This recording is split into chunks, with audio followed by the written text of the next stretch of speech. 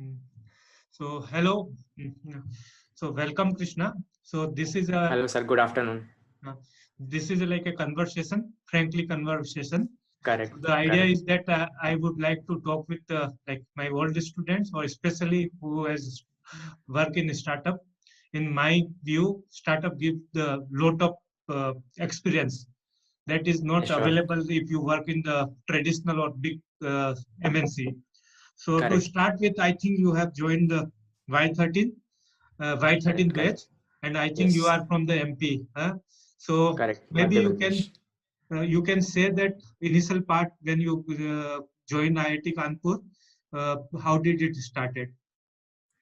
So, first of all, I would like to thank you for inviting me here.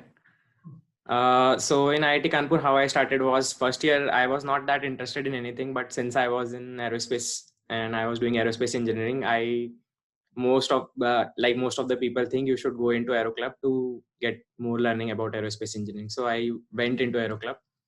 So I had a team, and the team got the project for building a quadcopter on Arduino.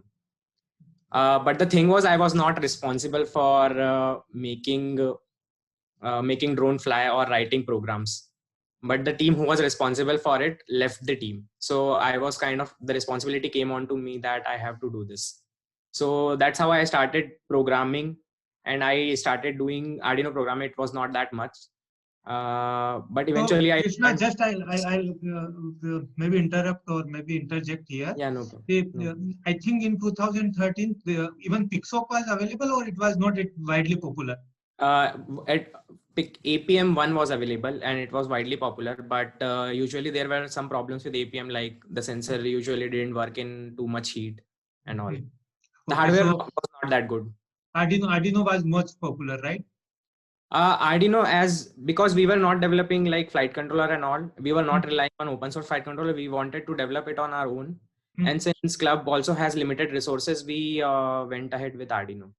Oh, so you that time itself you have written your flight controller. Huh? Yes, correct, correct. So it So, was a simple flight control, like taking data from IMU and then fusing the data for angles and then flying it on PID. So that was our main goal, because we kind of started learning at that time. so, So we didn't so I knew any. believe that time you might have written complementary filter and PID, right? Correct. Complementary filter was there and PID. Correct, correct. You are right. Okay. So, but you have so I believe there is a Arduino board and then there was a separate IMU you have integrated, right? Correct, correct. And did club teach coding or you learned your own? So the thing was, there were people who knew what to do, Hmm. and fortunately we had Nikhil over there. Nikhil kind of is currently the co-founder at CD Space Robotics here. Hmm. So how I met Nikhil was, he kind of started his first company, Hmm. R1 Man Systems, Hmm. when I kind of joined IIT Kanpur. So Hmm. when I joined, he started at AUS and he was the club member. So he used to visit club all the time, Hmm. and I got to know him. Hmm. And kind of he had a very vast experience in what to do and what not to do, and he was kind of the guiding force for me. Hmm. So I got to learn a lot from him. I also got to learn a lot from my mentor over there, Karthik Korada. Hmm. And so they both knew what to do and they had previously worked on it, so we had kind of mentors to guide us. Hmm. So did that time you have written that like what you can say our sensor driver or it was available? Yes, a sensor driver, it was available, Hmm. but the focus of our mentor was to write in on ourselves, because it gives you much better understanding of how driver level things work rather than just taking the code and writing it. So when you that time interface, so did you work on this I2C spy or no? That time or you were not Correct, aware of? correct, correct. Yes, yes. We first we were first told to learn these protocols, how Hmm. this protocol works, Hmm. and then we also learned about interrupts for you need to get the radio signals as well. Hmm. And then we learned about the complementary filtering and all, and then Hmm. we learned the PID part for the controls. So that But was the whole architecture. so I think maybe I think when I think later on you went on and become the coordinator, right? Correct, correct. So when you were coordinator, I think there was no focus. More focus was on the aeroframe or aero modeling design, right? This part was Yes, dropped. correct. Yes, correct.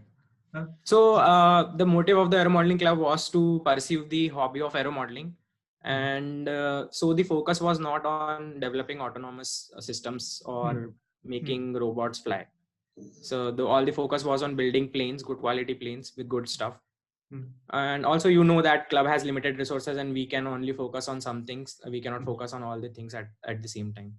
And it might happen that partly it happened because I think by the time your coordinator becomes, Nikhil might have moved, or I think he has moved out of the campus. Yes. So yeah. So half of my tenure he was here, and other half he went to Bangalore. His company moved to Bangalore. Correct. Oh, so that time again the focus switched to on the development of frame and designing the new design, right? Yes. And I think then here your second part started. I think Gaurav joined, Dr.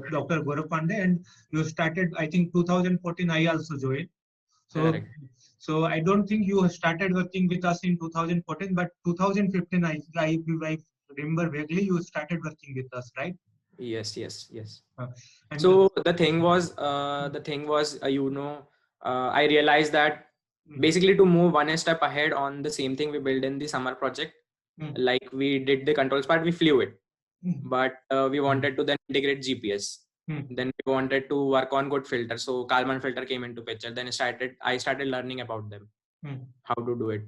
And eventually, Dr. Gaurav, I met you and Dr. Gaurav Pandey over here, and I also realized that flight controller is not that important for me right now because it has been already developed. Lot of open source people are working on it, and rather than developing your own flight controller from the scratch, I should rely on their flight controller and build something on top of that. That would be something useful and also something to learn from. So that's why I went into ROS and all, because I thought that it would be something new to learn and it would be like contributing on top of something. So I think even if you see Pixoc, or maybe I am not that much aware about this Adu Pilot, but it has an estimation library also, right? Correct. So yes. That time you could be there, but you might not be aware of that, right? Or you correct. And I think you started with us, and we have a Bumblebee, that heavy quadrotor. Yes. Now we can say heavy. The first we bought, and I think when you say ROS, you started looking into the SLAM part, right? Not it's about Kalman project. So I thought that the flight controller part and navigation based on GPS is almost kind of finished. Basically, whatever has to be done has already been done. So I wanted to kind of move into environments where GPS denied environments. To work on GPS denied environment, I went into vision part. So that's why I started working on ROS. And since PX4 was having an external integration for ROS, at that time I was working on PX4. I was not relying on RD Pilot as such. And I think if I remember correctly, you wrote Android board also, and you have tried some I think ORB SLAM, right? On that. Correct. Yes. So, but I think that the ORB, it was computationally heavy, so it has a lag, and even this update frequency was, I think, less than 1 and 2, right? So at that time, we kind of went through almost all the SLAM algorithms at that time which were available, and I think ORB was recently introduced, and ORB was one of the best among all of them. So we kind of stick to ORB. So yes, that's why we went ahead with ORB, and then our focus was to let's integrate more sensors and do a sensor fusion with ORB to actually correct for the drift which comes into ORB. And I think in that process only we have included that ultra-wideband sensor, right? Yes, correct. Yes. So I think algorithm-wise, you got opportunity to work on the AHRS, and then you have compared with Medvic, I think also. Yes. So EKF of Pixoc itself. Yes. So I think you got introduced with quaternion and other things stuff.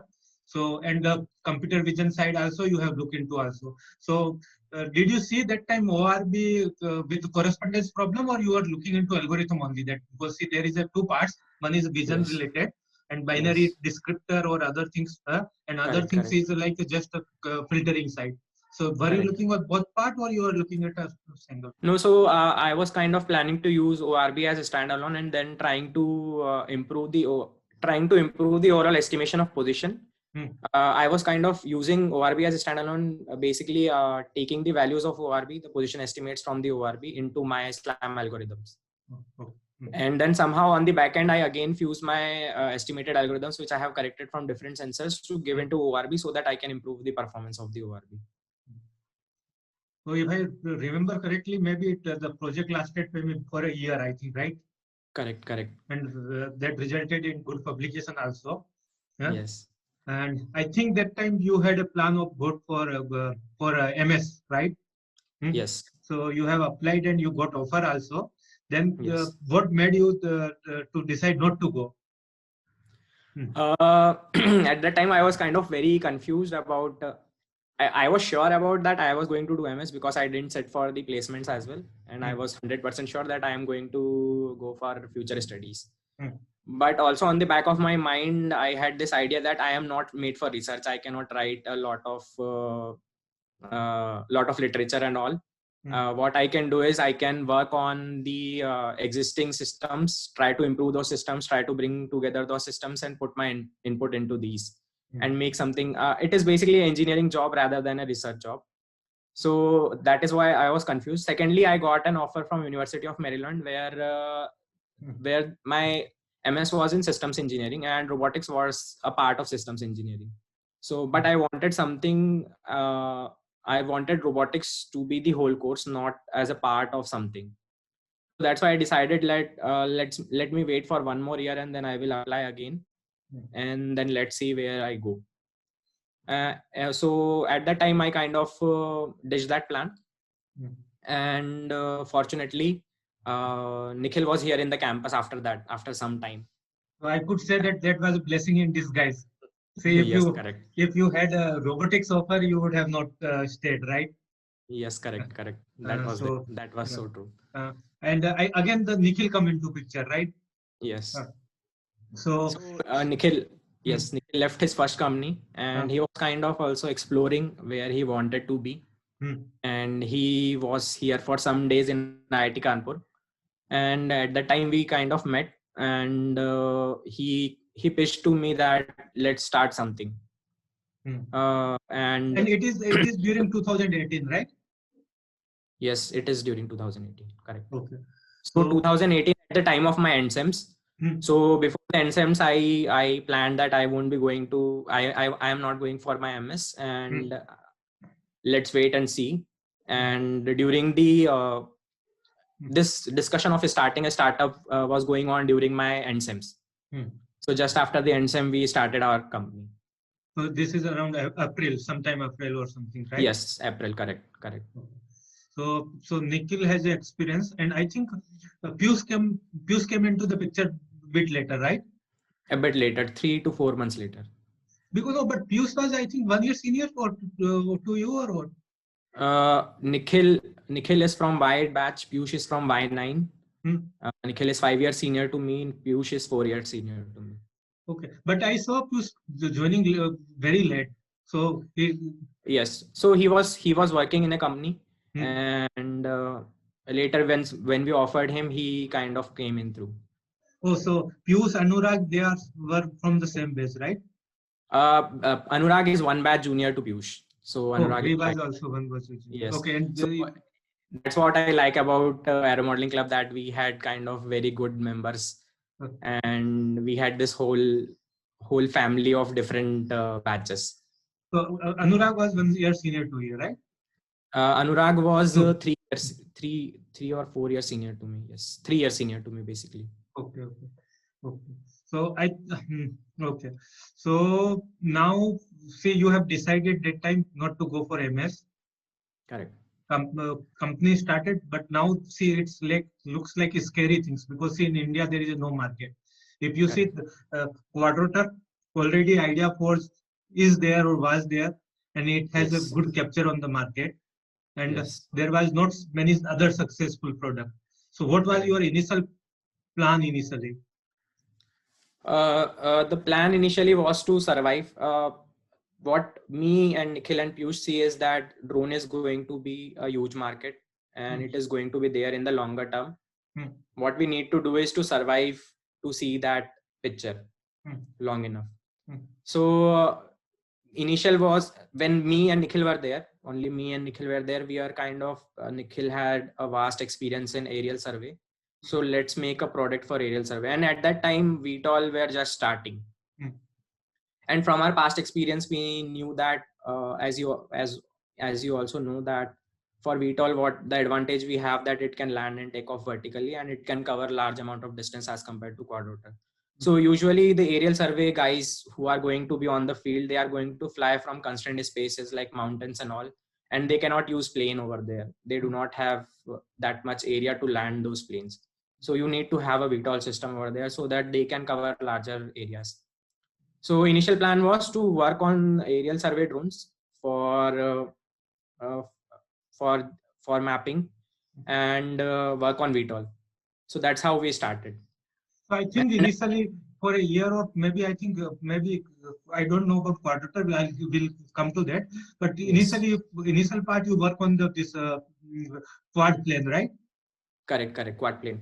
So Hmm. we kind of used a pre-existing flame Hmm. to convert it into quad plane. Initially it was just a prototype, and for testing and all, for like validating the algorithms whether they are working or not, because VTOL just came into the picture at that time. Not lot of people were working on it. So I think So here four things comes. One thing I think you got support from SIDBI also, I believe. correct, Uh, and one is the new frame, and I think parallelly you started working on the integrating CAN sensors, right? On that, or correct. it happened that time, or it started bit later. So it started a bit later. Hmm. So I can give you the picture that how it went on. Hmm. So first we didn't have our frame, so we worked on some existing frame because we were not sure about how good the algorithms are, Hmm. and if we have to work more on algorithms. So the existing frame we worked on algorithms Hmm. and kind of made it stable and flyable. Hmm. Then we started working on making our own frame. Hmm. After that, we also felt the need that to improve the performance, we need to have everything in our hand. Hmm. Hmm. So we started working on the embedded part also. Hmm. So we previously also worked on embedded part, but the plan was not to separate out whole system, to Hmm. work on the whole embedded systems basically. So when you Removing started the working on PICSOC, that, removing the ESCs. Sorry, hmm. removing the PICSOC, removing the ESC, removing all the sensors which are there Hmm. of the shelf. We will be going to use our own.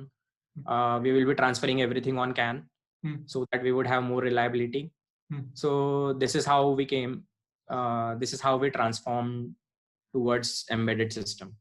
Okay, so the embedded system plays important role as Correct. now you are into the game, so you know. And Yes. so, like, there are many questions. Like, see, Pixoc has its own sense. One is hardware; it's all set of IMU and other thing is there. Then there Correct. are like software also. So Hmm. there is a Arduino pilot. I think Hmm. many community want uses this. Pixoc, I Yes. think mainly in research community uses. So how do you choose between Arduino pilot and Pixoc? And were you Yes. concerned about, because you were a startup, there will be no issue of the like licensing and other things, because I am not aware of that. And Yes. then how did you choose the sensor for CAN? So I have like loaded question. This. So first, I will answer the question about whether we were worried about licensing and all or not. So the simple answer was we wanted to have an open source environment. The Hmm. reason being, Hmm. we have grieved through those open source people. We have been blessed by those people who are working very hard and Hmm. giving their time Hmm. for no money and for nothing. And we were kind of motivated by those people what they are working on, and Hmm. we wanted to follow their footsteps. So we are not kind of worried about open source. Uh, your second question was what? The PX4 or Arduino pilot? Yes, to choose between the PX4 and Autopilot. So the major difference what I have seen is the PX4 in PX4 usually there are no particular maintainers who are there on the top level who kind of know each and everything, and they kind of maintain the whole repo. Hmm. There are people who would commit. There are people for each and every section. Hmm.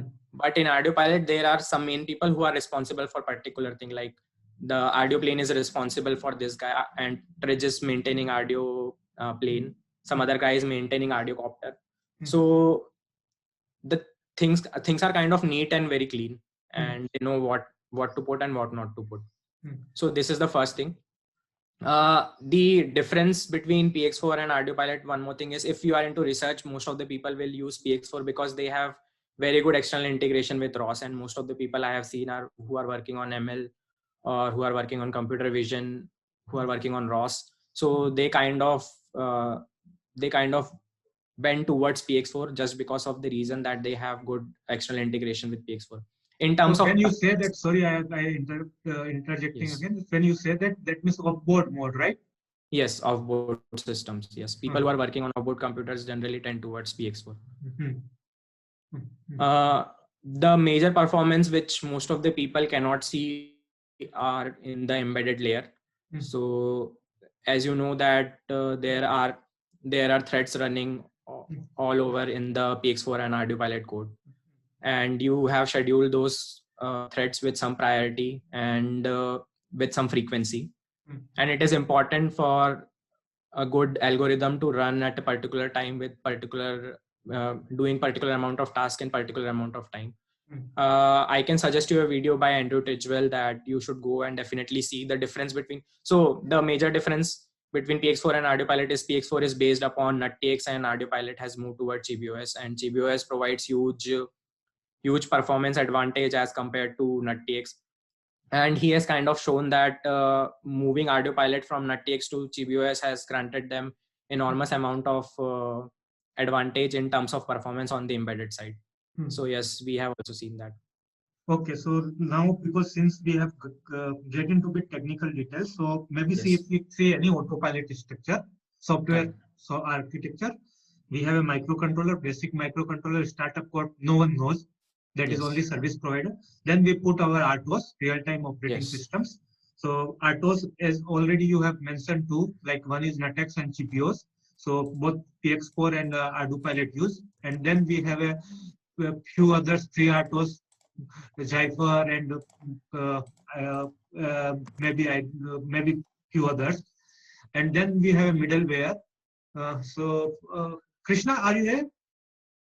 Hello. So I pause here.